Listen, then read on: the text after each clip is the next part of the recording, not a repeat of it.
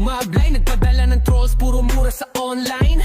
Lalo lang kayong nagbigay ng alay. Pinakita nyo pa na delikado tong tropa, pati si Bastian nagwawala na sa media. Di lalo lang kayong nasemento sa kaso. Para kay ICC kayo'y libreng regalo.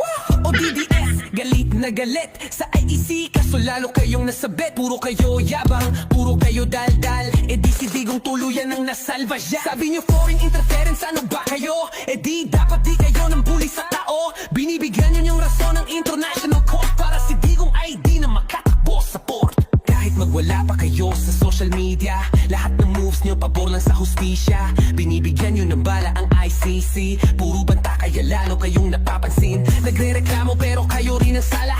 Nagprotesta pa sa Netherlands, anong akala na mapipigil nyo ang hatol ng hukuman? Lalo lang kayong tinulak sa hukay nyo manhab. Kay Digong mas lalong umiinit, pati si Bongo parang takot na ring lumapit. Bato nagtatago, parang nalilito, paano na to?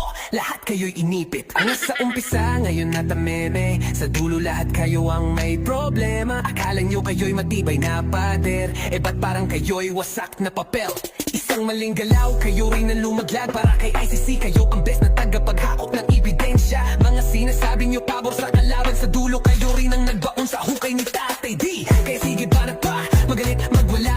Para kay ICC, lalo lang kayong panalo. Haha, si Digong at Camponia wala nang ligtas sa dulo. Sila ang nagsindi ng sariling gas.